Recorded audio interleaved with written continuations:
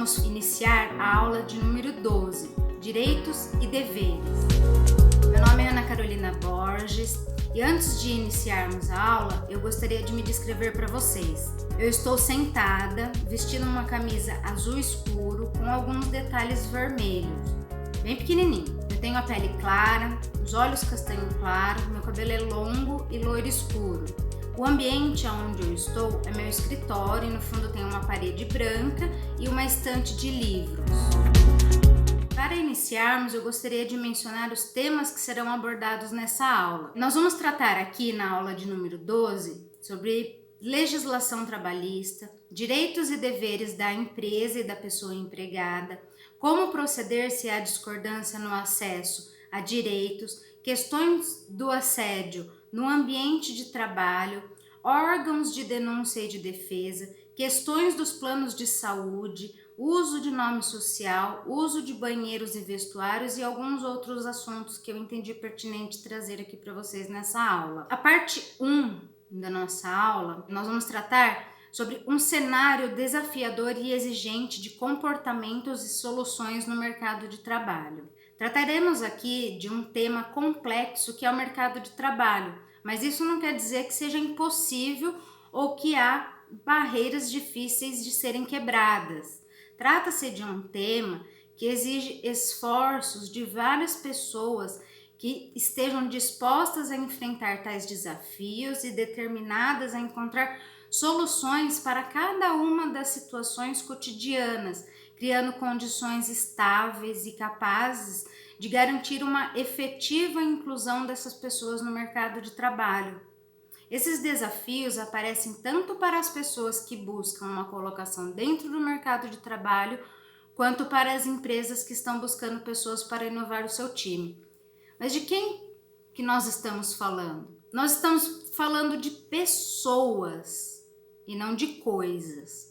E essa aula é destinada às pessoas LGBTI+, lésbicas, gays, bissexuais, travestis, homens e mulheres trans, pessoas intersexos e outras no mercado de trabalho, onde trataremos dos direitos das pessoas trans especificamente. O assunto orientação sexual e identidade de gênero, assim como a sigla LGBTI+, foi e ainda é um tema que gera no mundo acadêmico e na sociedade muitas confusões e discussões. Por essa razão, nós não vamos entrar nesse tema, até porque acho que melhor do que eu, vocês entendem muito mais desse assunto. Apenas uma observação que eu vou fazer aqui é com relação ao símbolo mais, que de acordo com o Fórum de Empresas e Direitos LGBTI+, esse símbolo ele possui dois significados.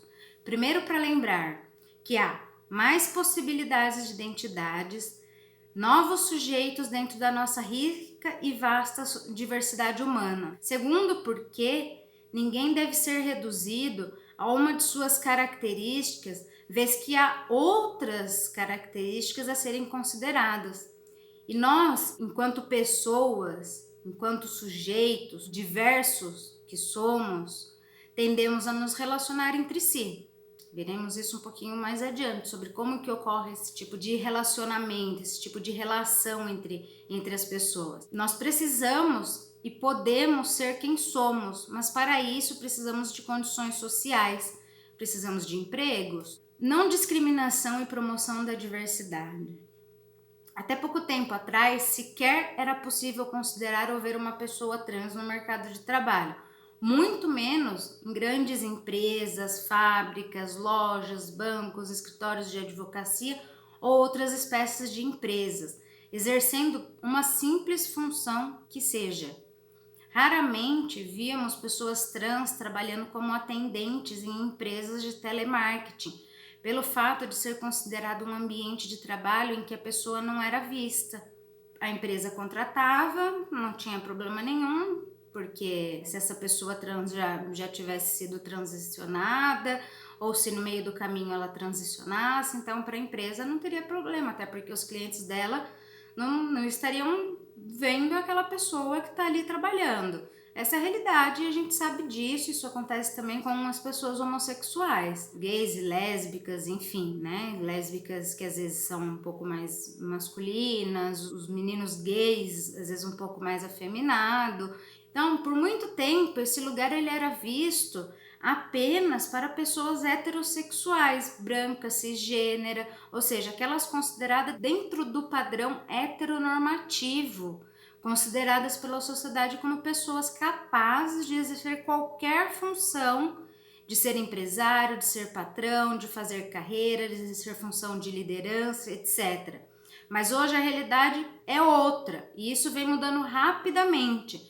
As empresas vêm dando sinais de que não faz o menor sentido desconsiderar ou excluir do mercado de trabalho determinadas pessoas em razão de sexo, raça, identidade, religião, orientação sexual, identidade de gênero, deficiência ou outras características físicas ou biológicas que são inerentes a toda e qualquer pessoa. E a pergunta que fazemos é por quê? Por que essas empresas passaram a ter essa conscientização? A gente passa a perguntar, por que trazer uma pessoa trans para o mercado de trabalho? A resposta para a gente é simples, mas é um tema complexo, claro, que exige esforços, como eu disse no começo da aula. Para as empresas, é hora de inovar, de buscar novos talentos, onde os conhecimentos e habilidade dessas pessoas ganham cada dia maior importância. As empresas, no decorrer desses anos, passaram a entender que quanto maior for a diversidade de pessoas dentro da sua empresa, essa acaba por se destacar perante as outras. Eu vou trazer aqui o trecho de um livro que eu estou lendo que fala sobre identidades. Esse livro aqui, eu não sei se ele tem na versão digital e também não sei se ele tem a versão em áudio, mas de repente eu posso pesquisar, se eu encontrar eu disponibilizo para vocês no material complementar. O nome do livro é A História de Severino e a História de Severina, um ensaio da psicologia social de Antônio da Costa Ciampa, que diz o seguinte: o moleque se manifesta às ocultas, apronta quando o casal não está em casa ou o patrão dorme, se for castigado. E a violência? Essa velha conhecida que persegue Severina a vida inteira. E se for de novo jogada para a rua? Jogada de um lado para o outro, casa por casa. O moleque precisa ser tolerado, aceito, reconhecido, talvez até amado. Precisa de condições objetivas. Só se é alguém através das relações sociais. O indivíduo isolado é uma abstração. A identidade se concretiza na atividade social. O mundo, criação humana, é lugar do homem. Uma identidade que não se realiza na relação com o próximo é fictícia, é abstrata, é falsa. O moleque precisa ser moleque. O moleque pode ser moleque. É aturado, aceito, tratado com paciência e tolerância, pode até manter a aparência de bicho do mato, cabelos assanhados, sem pentear. Isso é motivo para brincadeira. Não é punido e pode até ganhar coisas que o deixem com a aparência mais civilizada. É talvez aquele mesmo bichinho que em Salvador disse: era a coisa mais gostosa comer pão. Podemos falar que é uma tendência das empresas buscar por pessoas diversas? Sim, podemos, porque as empresas com comportamento inclusivo, empático, que preze pelo respeito e não discriminação, que buscam pessoas com capacidade para trabalhar em equipe, de se conectar com outras pessoas, de estarem atentas com as exigências das empresas, são desafios que favorecem as novas tendências e anseios do mercado de trabalho e às vezes pode trazer até soluções para as empresas. Então, quando várias pessoas diversas estão juntas, trabalhando em equipe, novas e diversas ideias surgirão sem sombra de dúvidas. Ações afirmativas. O que são e como aplicá-las no mercado de trabalho? Nós vamos falar sobre isso de uma forma mais prática, mais detalhada e um pouco mais descontraída. Sabemos e entendemos, pessoal, perfeitamente que cada dia mais o mercado de trabalho vem exigindo mais e mais das pessoas, querendo que cada vez mais os seus funcionários ou funcionárias sejam os melhores ou as melhores. E para isso, as pessoas precisam se profissionalizar, se capacitar para conseguirem uma colocação no mercado de trabalho, que seja capaz de lhes proporcionar boas condições financeiras. Claro que dinheiro não é tudo, mas a gente precisa de trabalho. Existem outros meios da gente conseguir dinheiro, claro, outras profissões, evidentemente, mas inevitavelmente a gente vive numa sociedade onde a gente precisa ter um mínimo de condições financeiras para a gente sobreviver e de repente até se cuidar, ter momentos de lazer, de prazer e etc e tal. Então, em uma sociedade em que o mercado de trabalho ele é extremamente competitivo, é hora de você se preparar para isso. Agora é hora, então, de você, pessoa trans, se preparar para colocar a mão na massa, dar o seu melhor, desde o momento da escolha de um trabalho, da entrega do currículo, entrevista, até a sua efetiva contratação, para que você possa ser o melhor ou a melhor.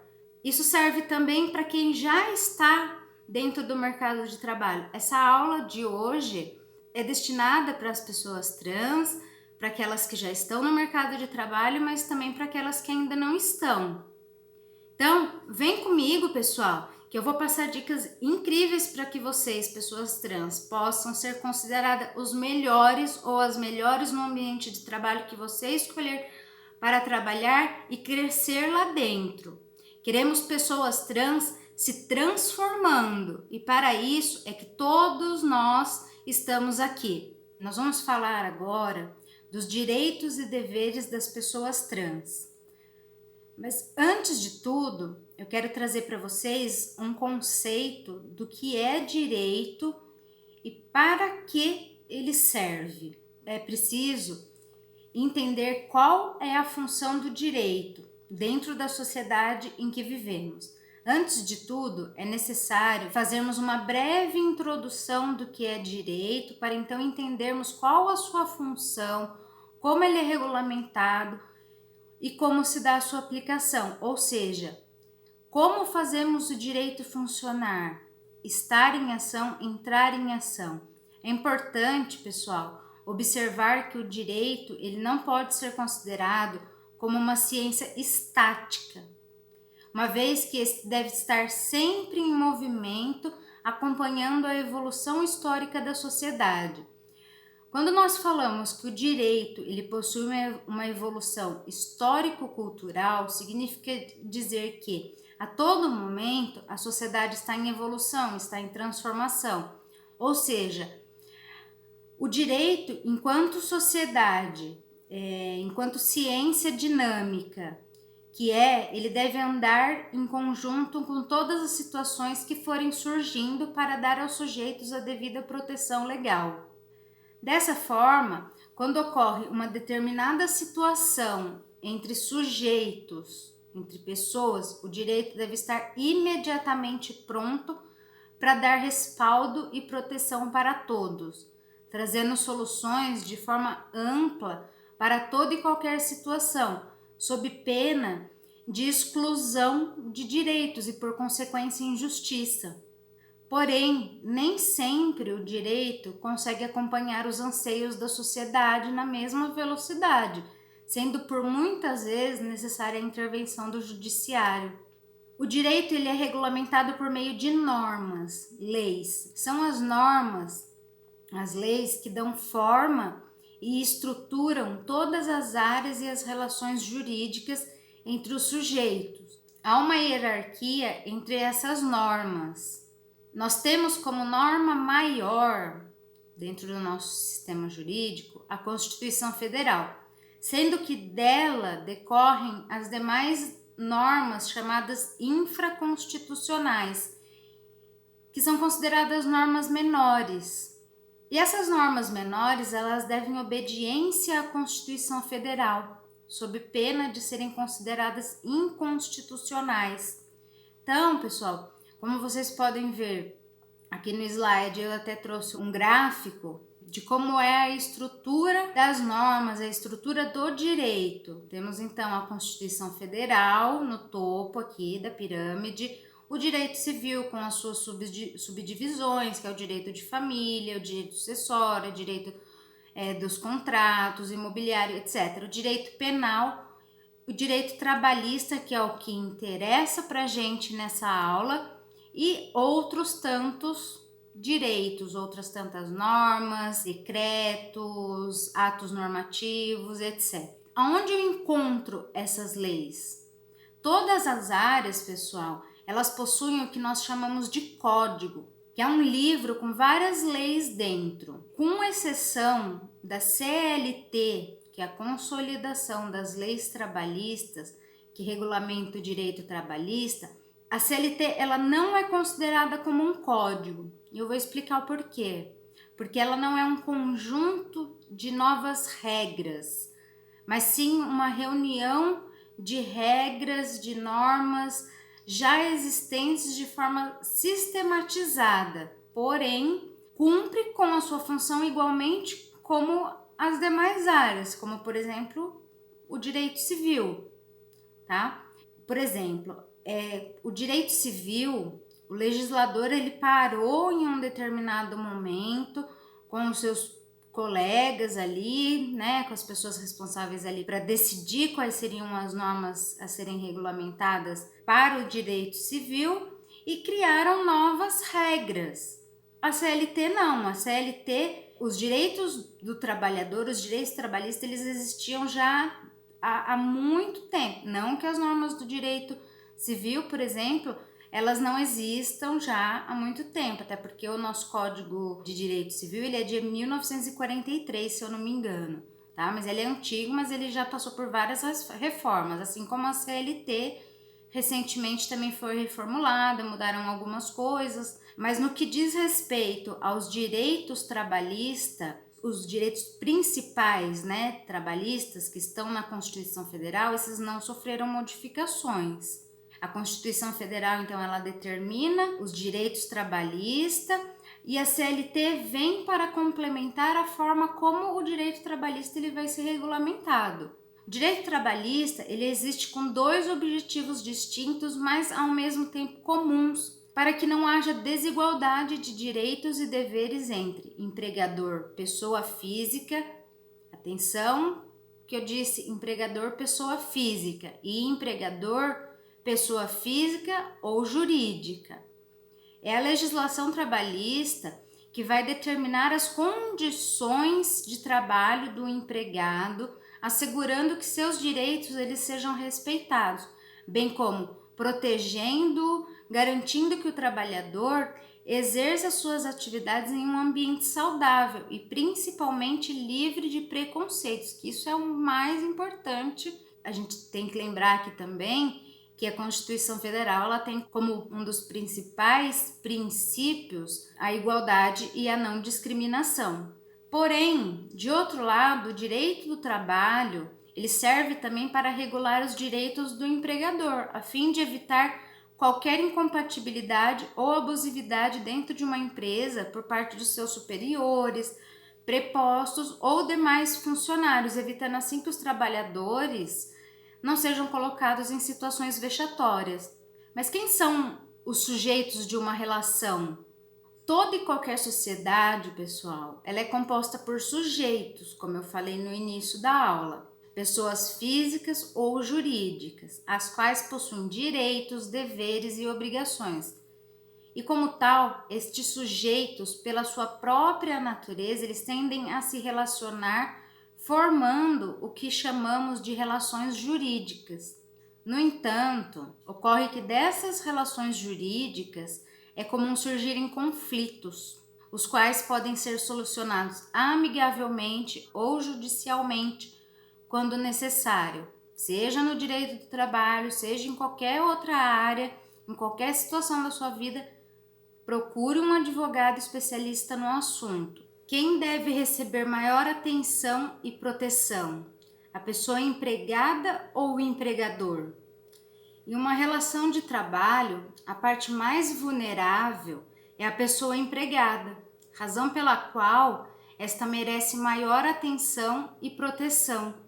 Então você, pessoa empregada, deve estar ciente de seus direitos e deveres, saber o que é permitido, o que é proibido. Aliás, vocês, esteja já dentro do mercado de trabalho ou que pretende uma colocação dentro do mercado de trabalho, vocês devem saber tudo sobre o mercado de trabalho, tudo, já que se trata de algo que diz respeito a você e seu futuro. Quando começa uma relação de emprego? Escolha da empresa, aonde eu quero trabalhar. Uma relação de trabalho, pessoal, ela começa a partir do momento em que você escolhe em qual empresa você quer trabalhar. Ah, mas eu posso escolher em qual empresa eu quero trabalhar? Sim, não só pode, como deve. Achei que era a empresa que me escolhia. Também é, pessoal. Mas isso nós vamos falar mais pra frente. Eu não sabia que eu tinha o direito de escolher onde eu quero trabalhar. Interessante isso. Pois é, mas e se? E se nada?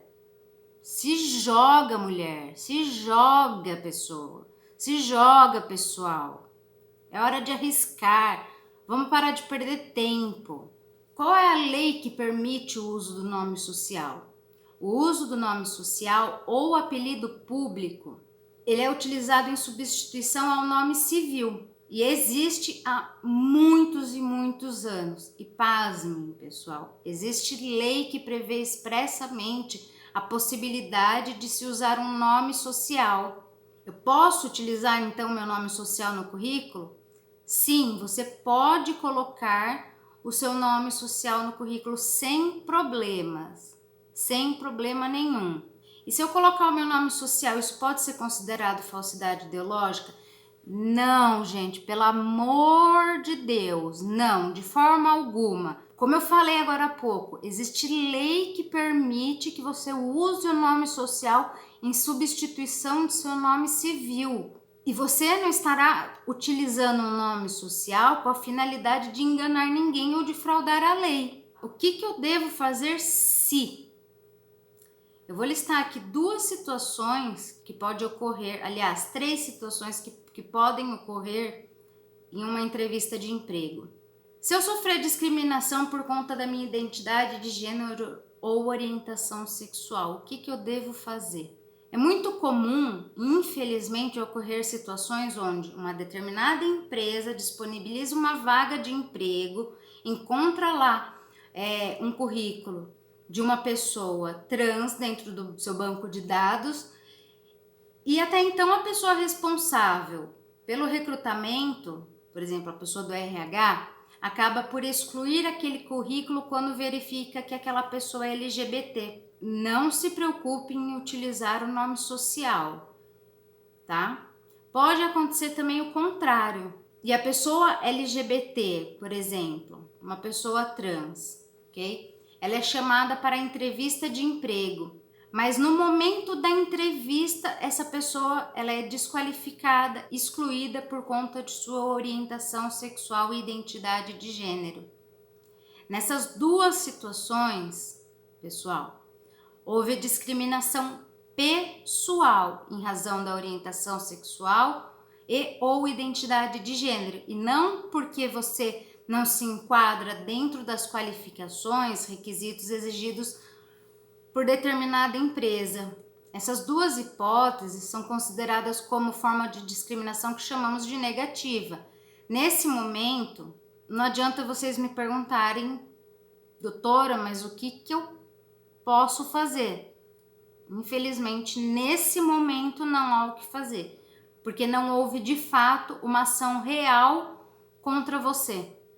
O que você deve fazer nessa situação? É simplesmente desconsiderar aquela empresa como uma de suas escolhas, porque desde já é possível verificar que essa empresa ela não é uma empresa inclusiva. Então, vamos partir para outra, bola para frente, vida que segue. O que eu devo fazer se eu for assediado na entrevista de trabalho?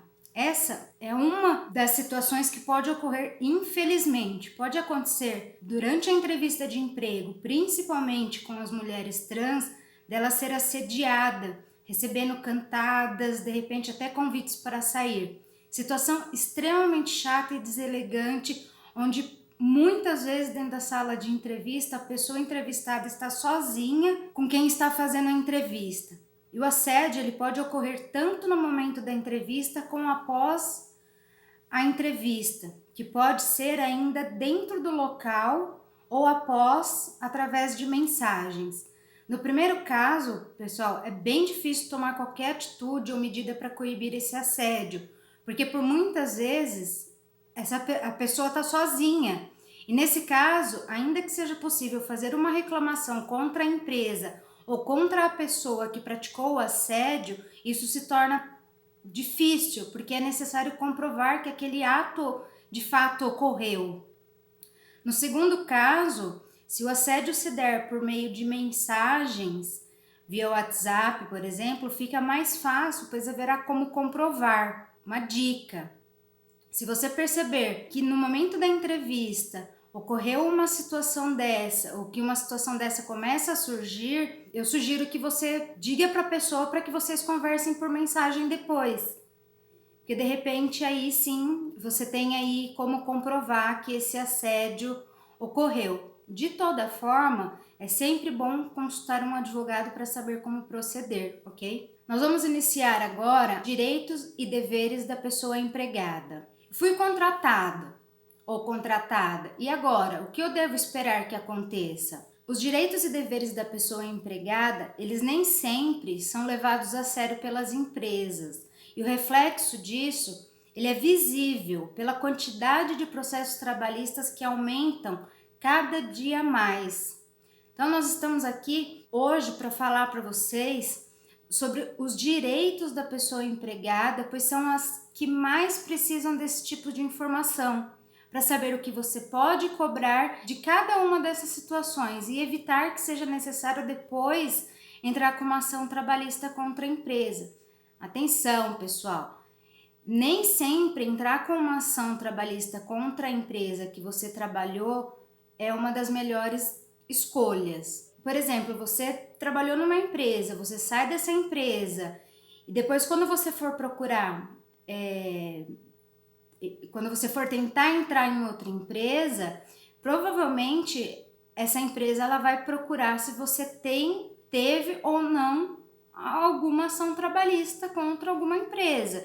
Então assim, só entre com ação trabalhista se realmente os seus direitos tiverem sido violados. Toda empresa ela tem o poder de gerência. Significa dizer que a empresa ela pode e vai determinar as formas estruturais dela, como por exemplo a vestimenta, banheiros e vestuários, atos normativos e informativos, estabelecer formas de comportamentos de seus funcionários, entre outros. Mas não fiquem aflitos e aflitas, nós não vamos tratar disso agora, trataremos de repente disso mais adiante. Os principais direitos da pessoa empregada. Todos os direitos trabalhistas, eles estão na Constituição Federal e na CLT.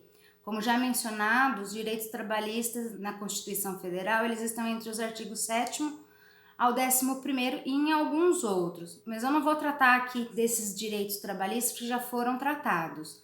Vou deixar, de repente, para vocês no material complementar, caso vocês queiram dar uma revisada depois. Os demais direitos trabalhistas.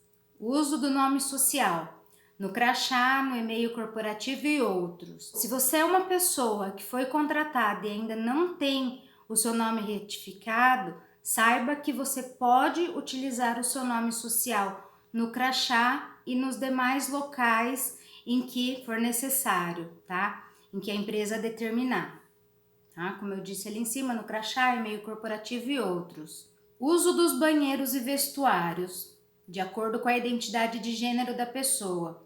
Infelizmente, algumas empresas ainda têm dificuldade de fazer um banheiro unissex, mas isso não pode ser um problema, tá bom, pessoal? Quando você for escolher a empresa que você quer trabalhar, procure saber se essa empresa Também possui banheiros inclusivos, ou então, se essa empresa ela não possui um banheiro unissex, por exemplo, procure saber se para a empresa não vai ser um problema você utilizar o banheiro de acordo com a tua identidade de gênero. O importante é que você não passe necessidade. Já ouvi casos, já ouvi inúmeros exemplos assim de pessoas que trabalham o dia inteiro dentro de uma empresa e elas têm vergonha de utilizar um banheiro por medo ou por vergonha de repente, sei lá, o que os meus colegas de trabalho vão pensar. Quando você for fazer a entrevista de emprego, isso é uma das perguntas que você deve fazer. Licença à gestante e paternidade. Elas estão estabelecidas no artigo 7º, inciso 18, 19 e 25 da Constituição Federal. Trataremos aqui de uma questão que envolve direitos sexuais e reprodutivos à luz dos direitos humanos, os quais, como já foi dito, eles asseguram a todas as pessoas um direito de constituir família. E aqui vale lembrar, pessoal, que o direito de constituir família, ele ocorre na esfera privada, ou seja, entre duas ou mais pessoas. E esse direito ele deve ser exercido com liberdade, autonomia, igualdade, não podendo o Estado de forma alguma interferir nesse campo, e muito menos a empresa aonde você for trabalhar. O poder de decisão de constituir família, ele cabe a cada sujeito ou casal. E hoje, com a evolução humana, com a transformação toda da nossa sociedade, há novas configurações familiares, há novos modelos que denominamos, tá, dentro do direito, e acredito que dentro de outras ciências também, como relações paterno-materno-filiais, cujos membros, enquanto sujeitos de direito, eles ocupam espaço dentro da sociedade, sendo que os seus interesses sociais e jurídicos, eles devem ser amplamente assegurados. Então vamos lá, são direitos dos trabalhadores urbanos e rurais, além de outros que visem a melhoria de sua condição social. O inciso 18, licença à gestante. Prestem bastante atenção nas palavras que eu estou lendo.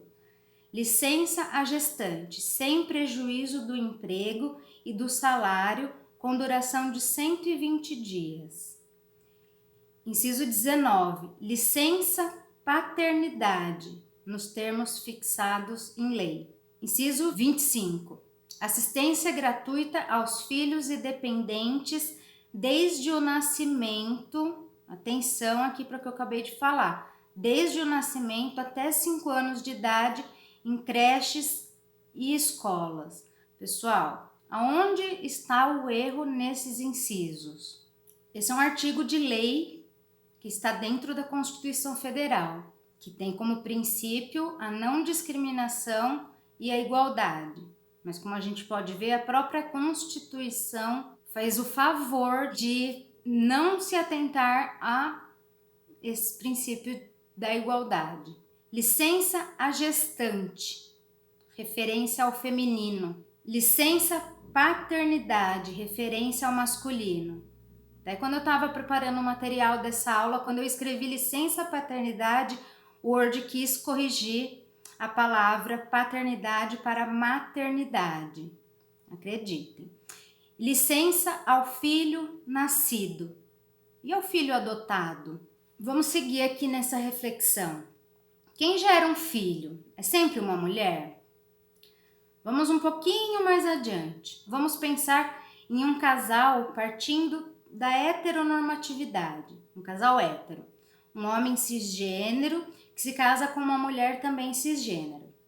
Quando esse casal decidir ter um filho, seja pelo método natural, reprodução assistida, fertilização, adoção, guarda ou qualquer outro método que seja, a pergunta é: esse homem ou essa mulher, estando empregado em uma empresa, eles terão problemas perante a lei quando tiver um filho? Eu chamo aqui a atenção de novo para o filho gerado e nascido. Resposta: a princípio não, pois a lei fala em homem e mulher. supõe ridiculamente que somente um casal heterossexual poderá constituir família, gerar um filho, adotar e etc. A mulher mãe terá direito à licença gestante?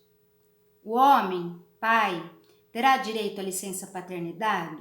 E o filho deles terão direito à assistência gratuita em creches e pré-escolas até os 5 anos? Muito provável que sim. E a mulher trans ou homem trans que gerar um filho, que adotar, terão os mesmos direitos? E o seu filho nascido ou adotado, ele terá assistência gratuita? E eu vou responder para vocês. Em ambos os casos, sim. Embora não haja lei expressa que determine isso, existem decisões jurisprudenciais que permitem isso. Como eu falei, em muitos casos, os direitos às vezes não acompanham os anseios da sociedade. E nesse caso, é necessário recorrer ao Poder Judiciário. Então, muitas pessoas que já passaram por essa situação tiveram que recorrer ao Poder Judiciário e hoje nós temos decisões do STJ, do STF, que dizem que sim, ainda que não exista uma lei determinando que sim, existem outras fontes do direito que resguardam esses seus direitos. Então, esses dois direitos que eu falei, o direito à licença à gestante, estou usando aqui ainda o termo que eu considero errado e inadequado. Os dois direitos, licença à gestante e a licença paternidade, como eu falei, eles não podem ser confundidos, porque uma licença é para uma pessoa, outra licença é para outra pessoa. Mesmo que quem tenha gestado ou adotado seja um homem trans, independentemente da forma como se deu esse processo, esse procedimento. Licença à gestante e paternidade. A maternidade é tanto um fato social como um fato biológico. O mesmo acontece com a paternidade. Esse texto é de François Héritier. Mas o que é licença gestante, maternidade e paternidade? É o afastamento remunerado da pessoa empregada, gestante, por ocasião do nascimento ou adoção de um filho. Qual é o tempo de duração dessa licença? 120 dias, pessoal. Mas se houver necessidade, esse tempo, ele poderá ser prorrogado por mais 60 dias, completando 6 meses. E aí, esse direito à licença gestante, maternidade, paternidade, ele serve tanto para mulher trans quanto para o homem trans. Tenha gestado um filho ou adotado. Que é licença gestante, maternidade e paternidade? Aqui eu vou falar para vocês, pessoal, a respeito do que é a licença paternidade ou licença, maternidade e paternidade. Como eu falei, a gente não pode confundir os dois, tá? O que eu falei agora há pouco com esse. Esse tipo de licença é o período em que o pai ou a mãe, tá, se afasta do trabalho após o nascimento do filho. Por que eu falei pai ou mãe? Porque a gente também tem que lembrar as várias e diversas formas de constituir família. Então, de repente, 2 mulheres lésbicas, 2 homens gays, uma mulher trans casada com uma outra mulher cis, por exemplo. Enfim, inúmeras formas. Um homem trans casado com um outro homem, um homem trans casado com uma mulher. Enfim, tá? Não estou fazendo distinção aqui nenhuma com relação a isso, mas não custa mencionar, né? Qual que é o tempo de duração da outra parte, tá? Por quê? Porque a lei, ela entende que quem gesta o filho, seja mulher ou seja homem trans, ela tem a mulher que gesta, né? Que passou 9 meses lá com o neném na barriga, enfim. Ela tem o direito à licença por um período um pouco maior. Porém, o seu companheiro ou a sua companheira também tem direito a uma licença, tem direito a estar afastado do trabalho por um determinado período de tempo, até para ajudar a cuidar do bebê nascido, adotado.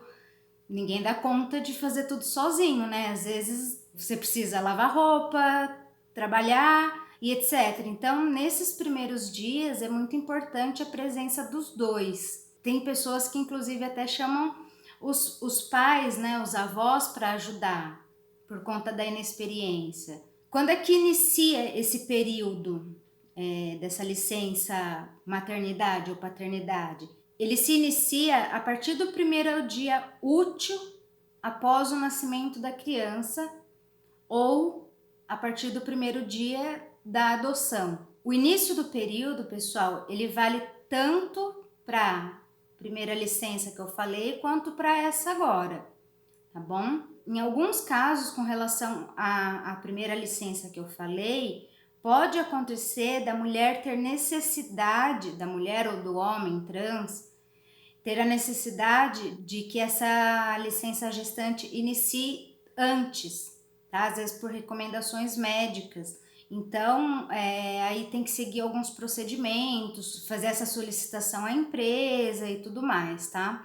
Por muito tempo, pessoal, utilizou-se o termo maternidade ou paternidade, mas para abranger ambos, eu prefiro usar o conceito que diz o seguinte: a licença gestante, maternidade e paternidade é o período em que a mulher grávida ou o homem trans grávido se afasta do posto de trabalho para ganhar um bebê ou adotar uma criança. Outras observações importantes: a licença em caso de adoção, seja a licença gestante, maternidade, paternidade que eu falei, que é a primeira, quanto a segunda, no caso de adoção, o tempo de duração não pode jamais ser inferior ao período de duração básico que eu falei agora há pouco, tá?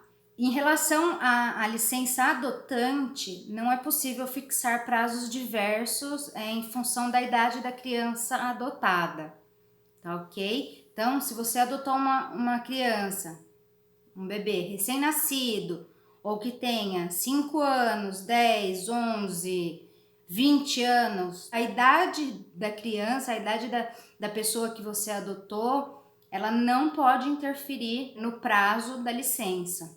E a licença em caso de adoção por casal homoafetivo ou transafetivo, o que é? É a licença, a gestação, ela será concedida, pessoal, somente a um dos adotantes, tá? Sendo ao outro concedida a licença paternidade. A licença gestação ela pode ser concedida num casal a uma das pessoas e a licença paternidade ao outro ou a outra. Por que isso não pode acontecer? Porque isso é um benefício concedido pela Previdência Social, por exemplo, tá? Quem remunera, quem paga esse período de licença é a Previdência Social, é o INSS. Então, não pode acontecer das duas pessoas terem a mesma licença. Então, tem que escolher qual dos dois vai requerer a licença gestação e qual que vai requerer a licença paternidade. Estando ambos empregados trabalhando, é necessário que ambos informem a empresa, requeram a licença gestação, devendo firmar uma declaração com reconhecimento em cartório de que o companheiro não solicitou o mesmo benefício, para que não haja concessão de benefícios em duplicidade. Isso não pode acontecer, ok? Agora nós vamos iniciar a última parte dessa aula, são os órgãos de denúncia e de defesa. Eu vou mencionar aqui alguns, mas eu vou deixar como acessá-los, como utilizar, quais os requisitos, tá bom? Então vamos lá. Quais são os órgãos de denúncia e de defesa? Em qualquer situação, pessoal, que vocês passarem dentro de uma empresa que vocês estiverem trabalhando, o que quer que seja, tá? Além de vocês poderem recorrer ao Poder Judiciário, existem também esses órgãos de denúncia e de defesa e fazer reclamações, porque dependendo da situação, dependendo do que for o caso, é importante a intervenção desses órgãos. Então, nós temos como os órgãos de denúncia e de defesa as secretarias do trabalho, que ela funciona através do site, vou deixar para vocês no material complementar, o Ministério do Trabalho e Emprego, que é o MPT, o Ministério da Economia, que funciona pelo telefone, o número é 158, ou então indo a uma das superintendências regionais do trabalho. Tem também os sindicatos de cada categoria. Caso você, pessoa empregada, tenha uma categoria específica para essa tua função, para esse cargo que você trabalha, para a função que você se profissionalizou, então vocês também podem recorrer ao sindicato dessas categorias. Já que nós estamos falando de transformação, eu gostaria de trazer aqui, para finalizar, mais uma vez um trecho do livro A História de Severino e a História de Severina, que eu vou insistir de novo para que vocês, se possível, leiam. Severina, progressivamente, vai sendo levada para um novo universo de significados. A realidade começa a ser interpretada de forma muito diferente. Não é mais o mundo dos feitiços e dos encostos, nem é também o mundo da loucura e da doença mental. O discurso se modifica e novos significados começam a emergir. O fruto está maduro para ser colhido. Eu espero que vocês tenham aproveitado essa aula. Qualquer dúvida, se quiser, pode me procurar, pode entrar em contato com o pessoal responsável pelo projeto Transformando Vidas. Espero que, além de aproveitar essa aula, que vocês estejam aproveitando o curso todo, porque todos nós que estamos aqui envolvidos nesse projeto, nós preparamos tudo para vocês com muito amor e carinho. Então eu desejo a vocês toda a felicidade do mundo, desejo a vocês o que há de melhor nessa vida. Então é isso, pessoal, um beijo grande no coração de vocês. Desejo tudo de bom, que vocês sejam felizes. Um beijo. Ai, como eu amo a doutora Ana Carolina Borges, gente do céu. Aliás, doutor Vitor, aliás, todo mundo que tá aqui, sou apaixonada. São todos amigos e amigas minhas que eu sou apaixonada. É tão bom a gente ficar perto de gente que tem tanto conhecimento, né? Então agora você já sabe tudo, ou quase tudo, pelo menos, sobre direitos, sobre deveres, sobre essa parte legal. Então agora a gente já pode partir pro nosso último módulo, que esse último módulo vai falar sobre o quê? No próximo vídeo a gente vai estar falando sobre redes sociais. Exatamente. Quais são os impactos? Como é que a gente pode usar? Você já ouviu falar de LinkedIn?